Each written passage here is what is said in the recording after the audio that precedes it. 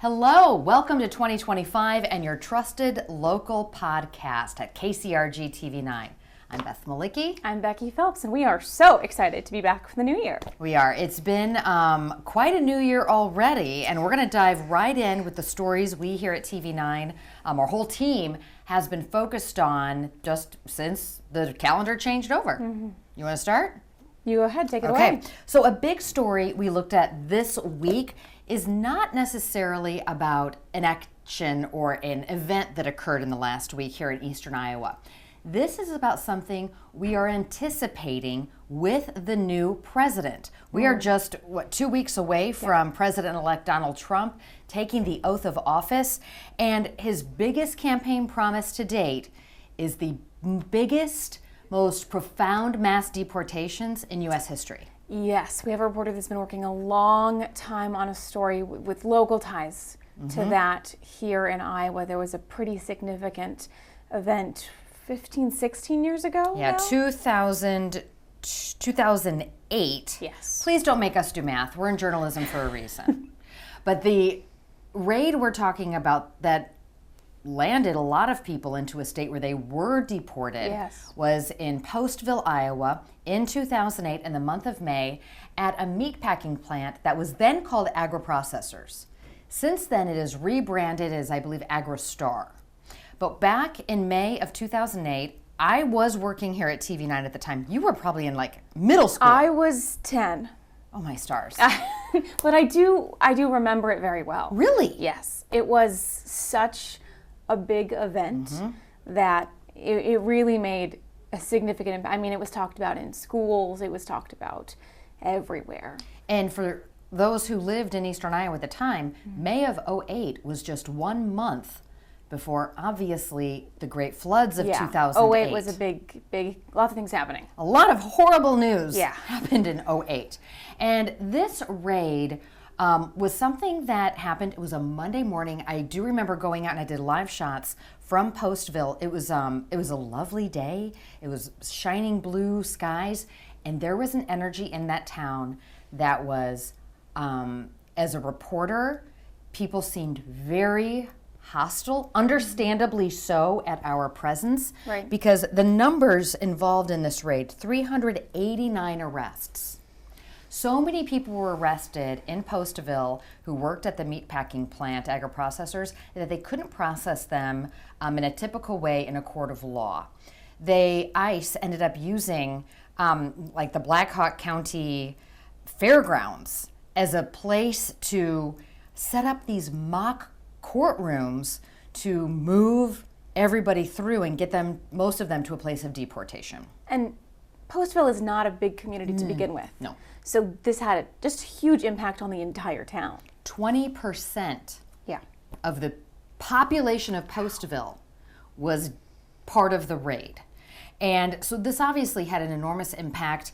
The owner of Agri-Processors, Rabashkin, ended up being pardoned by President Trump when he was in office. Yes, I had forgotten about that. So President Trump, President-elect Trump, has some probably knowledge of this case and of the situation. We spoke to a woman, Sister Mary McCauley, who was at St. Bridget Church, a Catholic church in Postville, where so many workers at Agri-Processors prayed there and raised their families and had milestones in that church. When the raid happened, she said the children came to seek sanctuary within the church, and that she welcomed them because some of them, both parents, had been detained. And she really spoke earnestly, Sister McCauley, about how she felt this was not America. That was not how America should behave. We need these workers. We need to treat them with more respect and be welcoming to them. That was her perspective. It'll be interesting to see with, President Trump's leadership 2.0, what that might look like in terms of these deportations he has promised. We don't know. Interesting. Because it really did, and still, 15, 16 later, you can still feel the effect in that town. People still remember it. It is, emotionally still very present. It is. And President Trump, his platform has been pro-business, obviously. He's an entrepreneur. He's a businessman. And the largest pro-business entity, at least that's how they refer to themselves, the largest business entity in the country is the U.S. Chamber of Commerce. It is urging a pathway not to citizenship, but to working, to allow undocumented immigrants to stay in the country because, from their perspective, America needs the labor. That's very interesting. It is interesting. So there's this sort of juxtaposition. Yeah. And how it will play out. There's been so much pontificating and people predicting how it may look, but we're going to have to wait and see. Iowa has a significant number of undocumented immigrants. The estimates nationwide are 11 million undocumented immigrants, according to the Department of Homeland Security. But here in Iowa, it's 62,700 people in the country, or people in the state without legal status, and 42% of all farm workers are illegal in the country illegally, according to estimates. 42%. That's a very high number. Wow. And obviously, Iowa, being an agricultural state, the impact this could have, mass deportations, that is something that a lot of people, I think, are paying attention to. Right. Those who are in favor of President-elect Trump, obviously a vast majority of Iowans voted for him, say that the situation at the southern border is untenable. Drugs are coming in over the border, and they believe that crime is a factor in people coming illegally into the country at the southern border. And this is his response to that.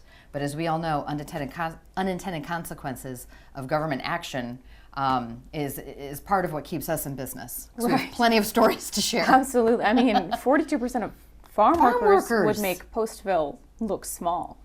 It would, from a scope perspective. So wow. Absolutely, that will be Becky. Interesting. So yeah, so that's a story we're definitely going to be covering a lot in this new year. Absolutely. Early this new year, we got our first snowfall in eastern Iowa, and so there has been a lot of chatter about snow safety and driving. Iowa State Patrol came out with their numbers. I think they had 87 calls for service, 25 crashes. Actually not as bad as the ice storm we had a few weeks ago, but still a lot of those early snowfalls in the season has a pretty significant impact on driving conditions. We've seen a lot of warnings this week. We have seen a lot of warnings this week. And what's interesting is, for those of us who are in the newsroom, we meet twice a day to have our story meetings, one in the morning and one in the afternoon around 1:45. That's the one I'm usually in. And when the meteorologists, they kick off the meeting and they say up to 2 inches of snow, everybody kind of shrugs. Yeah, because like, we think, all right, it's Iowa. Yeah. We're used to it. And no matter how much we're used to it, every single year, the first couple snowfalls, 2 inches of snow is a massive deal. Yes. Over and over again. And we end up having to change our lead story. Yeah. I'm not complaining, I'm just trying to give some perspective to all these crashes, all of these warnings from, it's always Trooper Bob. Trooper Bob Conrad with the Iowa State Patrol, who will meet us anywhere. Yeah. At any rest stop in Tiffin or wherever he is, and give us an update on what they're looking at and what they're warning people about. And it's the same things we hear every year because it's the same kinds of crashes they see every year. He was supposed to meet our reporter, I believe it was Libby Randall, in person, but had to cancel that in-person meeting to respond to a crash. Right, because it got so bad so fast, and they didn't know it was going to be that fast. I was in Coralville when the snow started to really fall for a doctor's appointment for my daughter, and we watched people maybe not braking and giving as much following distance as Trooper Conrad would prefer. Yes. And she's like, Mom, people are sliding all over the place. That guy just almost went into a ditch. That guy, and I say guy as a, any gender here. I'm from St. Louis. Everybody's a guy in my brain. and I'm like, that's why I'm going 35 on Interstate 380. Yeah. That's the majority of traffic was going that slowly because it was that slick. And then you've got folks in the faster lane just whizzing by, and I'm like, well, good luck. I don't know. Trooper Conrad had a really good piece of his interview where he said, I've never pulled a person over in bad weather conditions for going too slowly. I'm paraphrasing there, but better safe than sorry. And so it really does give us pause as people in the newsroom who can get sort of tired of the repetitiveness of some stories. Yes, that it is not old news. It's not old news. It impacts people. A lot of people had to file insurance claims with their, car provider, and that's a pain in the tail. Yep. That's time lost. We even had a coworker, he or she will remain anonymous, who went into the ditch during it and had to pay for a tow. Yes, He or she is fine. We're just going to keep it as neutral as possible. It can happen to anyone. It can happen to anybody, and this person is not used to Iowa snow. And that is actually, we had a photographer, Cole Grutzfeld, who went out in some of the snow the other day to see some people who were having fun. Yeah. And found some families that were brand new to Iowa, had just moved here, and were enjoying the snow out on Bowman Woods, which is a hill near an elementary school. It's a gigantic hill. And I have slid there myself back in the day. It is a blast. But to see some of those families who are new to Iowa and to see them enjoying the snow like that also. Delighted. So much fun. Yeah, that family was from the Texas area, and they'd gotten sleds for Christmas. Oh. And got to test them out and you went to Perfect the Linn-Mar timing. School District, and Bowman I did. Elementary is in the Bowman Woods is my old stomping grounds. We used to take whole days off of school to go sledding if it was that good. Like if the snow was that good that they could get us to school, they'd say, bring your sleds and we'll have a sledding day. That's so fun. It was the best. I've done the Bowman Hill a number of times, and can I just say, children have way more energy and leg capacity. After like 3 runs, Getting up Mommy's the going to hill. sit in the car. My legs are on fire. Up the hill is brutal. Sweating everywhere. I mean, I don't know how people do it for hours on end. Kids have something else in them. So the first week, or the week sort of in between, when everybody's off for winter break, a lot of people are off, and when people go back to work, it is very slow. Our email dies down quite a bit. We don't get as many press releases from folks around. There's just not as much going on. A lot of, obviously, schools aren't in session, although college community did start back up before this next week. They started just a couple days ago. I know. So we haven't had as much local things to dig into as we do, I would say, on a typical week, but we anticipate that. Yes, absolutely. I mean, a lot of our reporters are setting stories up weeks ahead of time. I had some stories that I shot a week and a half ago, just to make sure that we have something. We use the term evergreen. It can run at any point and it's still relevant and useful, hopefully, to our viewers.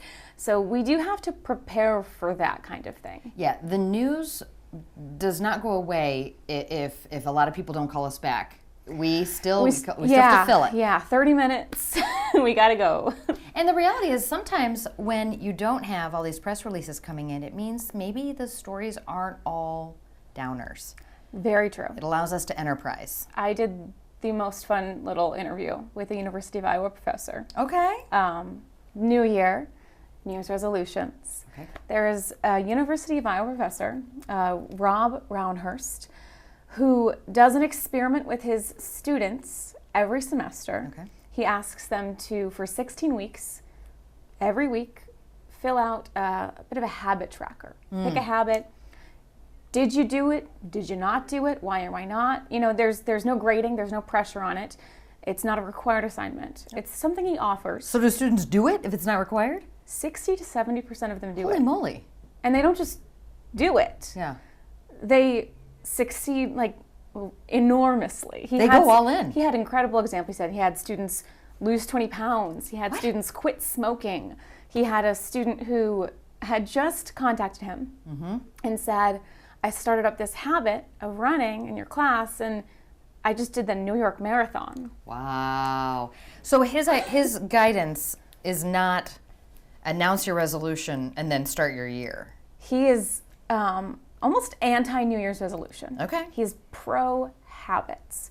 So I had a fun talk with him about, if you're going to do this New Year's resolution thing, how do you make it stick? And he had 3 main keys to making it stick, which it was make it simple, make it easy, and make it rewarding. Did he give an example? Yes. Okay. So he had a personal health journey where he did a bunch of things and lost a bunch of weight, and he said, you got to make it simple. You can't say, I'm going to get up at 3 hours earlier than I always do, and I'm going to run for an hour. Put your tennis shoes on. Just go for a little walk. Okay. Make it easy. Make it something that you can actually accomplish in your day. Make it rewarding. Okay. A lot of those examples are very funny. He would say his reward was to go home and eat a bunch of butter pasta. Okay. That was his Do your hurrah. workout. Do your workout. Have butter pasta for lunch. Okay. And that's okay. That's your reward. And then eventually you get into your habit and you maybe don't need to eat as much butter pasta. But you have to make it, in your brain kind of worth your while too. But it was so interesting how a lot of it, he said, accountability, having the option to have that habit tracker, have someone kind of checking in on you, really motivated That people. is also a reinforcer. How many people in your research really do stick with their New Year's resolutions? Very few. Very Okay. few. We were looking at a 2023, I believe, Forbes health poll. About 4 months in, most people are quitting, and only 1% of people make it to the end of the year. 1%. 1%. So, again, that whole maybe anti-New Year's resolutions, maybe Yeah. that's not the mindset to have, but habits. Yeah. Habits can be formed at any time. I love it. So speaking of New Year's, Yes. Becky and I are both big readers, and we also love, I don't want to say reinventing ourselves every few months, but But a little bit. a little bit. We come in with a lot of fun new ideas. We don't need New Year's resolutions because No. we do this every couple months. A lot of self-reflection, Yeah. a lot of personal improvement, a lot of forgiveness and grace. Another point of the habits is if you get off the horse, just get back on the horse. Don't just walk away quit from on the horse. Yeah, don't quit on yourself. It's okay to Okay, get that's off. helpful. Yeah. So one thing with the new year, I did go to the Cedar Rapids Public Library and have them put on hold a book that I had seen crop up, I don't even know where, maybe on Goodreads or something. I love to clean, I love to organize, and especially the month of January, I really kind of go all in there. And so the book, I have it here, if I may share. I'm so excited to It hear. has quite the title.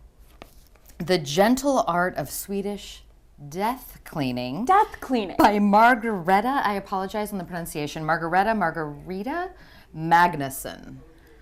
It is not about death. The title gets ya. Yeah, Becky did a well check on me. I was like, do we need to ask follow-up questions? Don't worry, it's just about cleaning. We love to deep clean here. But We do. what do you know so far about the gentle art? I'm on page 33. It is a very short book. It is about 100 there's pages. pictures. Yeah, it's hilarious. She wrote it. She won't share her age publicly, but she says she's between the age of 80 and 100. She's a hoot. And she talks about the passing of her longtime husband, partner of many, many years. They raised 5 children. And talks about, obviously she lives in Sweden, and her kids are scattered around the globe. And as she has gotten older and she had to downsize after her husband left, she chose to live in a smaller home. Those 5 kids, really didn't have capacity to come and help her with every step of the way, and she really didn't want that burden on them. Interesting. And Okay. she really didn't want a burden on them after she does die, for them to have to deal with all of her stuff and have like this heaviness about her. They're already going to be mourning. She wants them to have a little bit of lightness about the process. So I haven't gotten to the end, but I am enjoying it so far. She's hilarious. I believe that. The title is hilarious. I was not expecting that, and I guess this is maybe a cultural phenom or a more common activity in Sweden. Okay. Of once you approach a certain age, you need to start this process. But she also says you can do this in your 20s. You can do this in your 40s.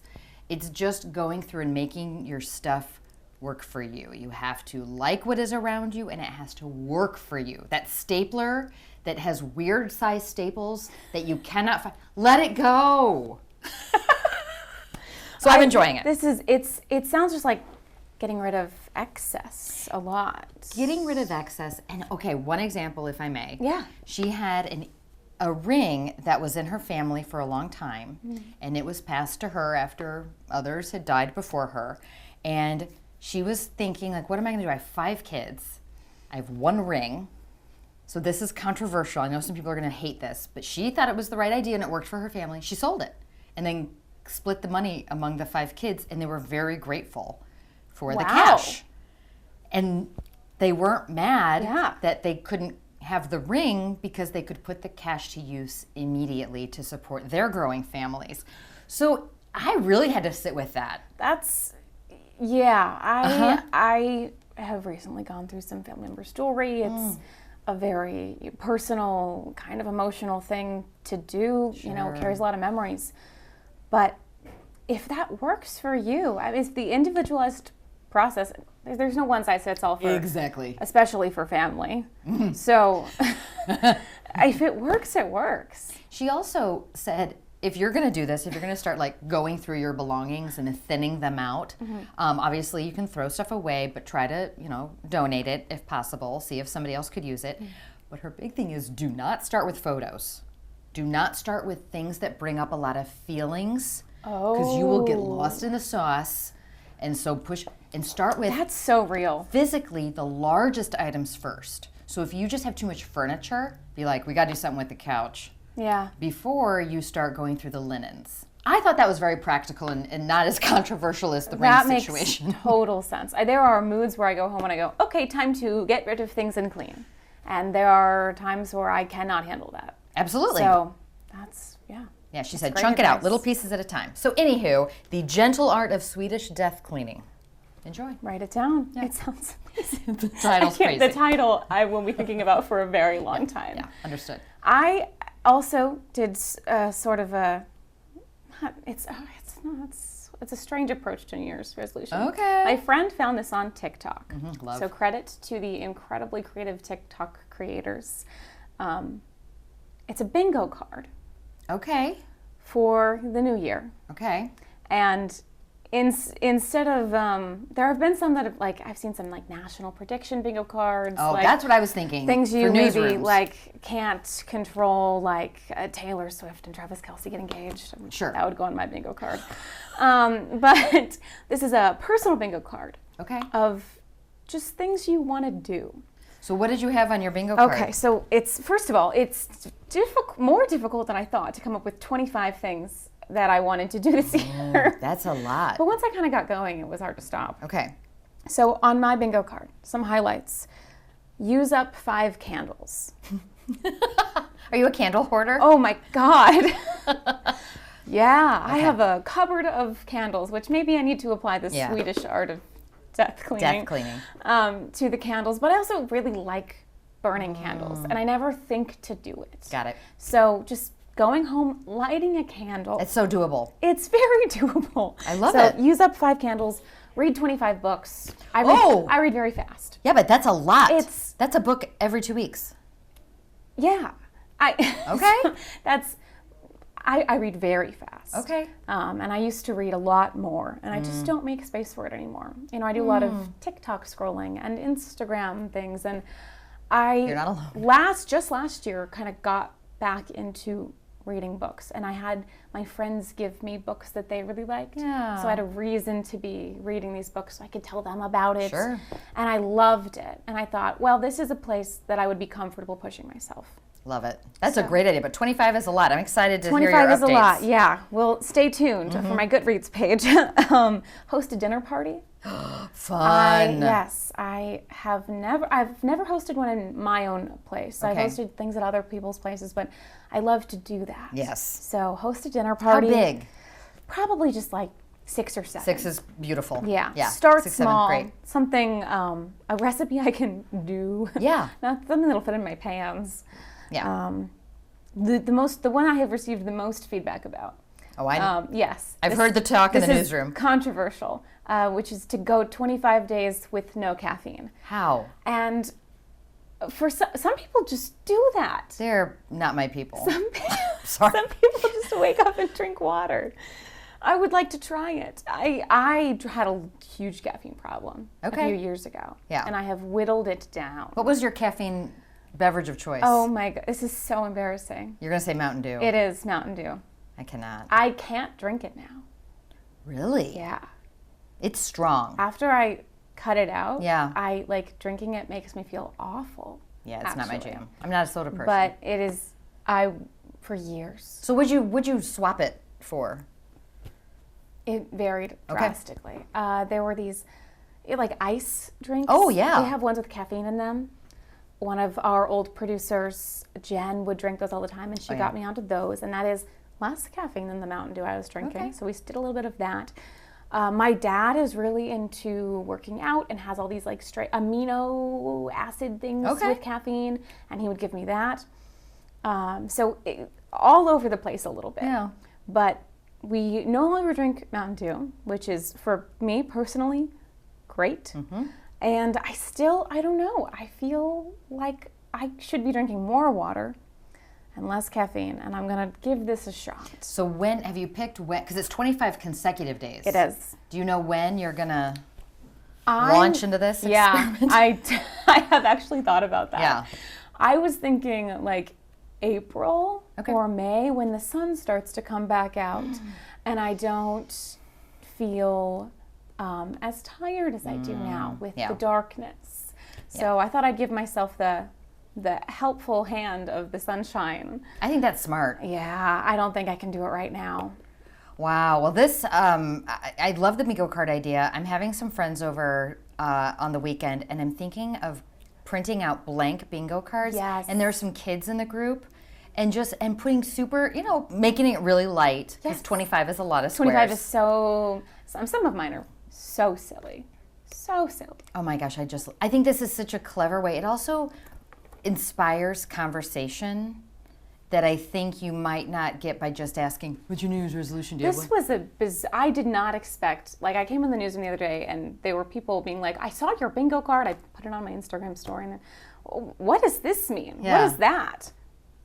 Okay, sure, let's talk about the bingo card. Becky's inspiring It was a so team. fun. All credit to my friend Kaylee.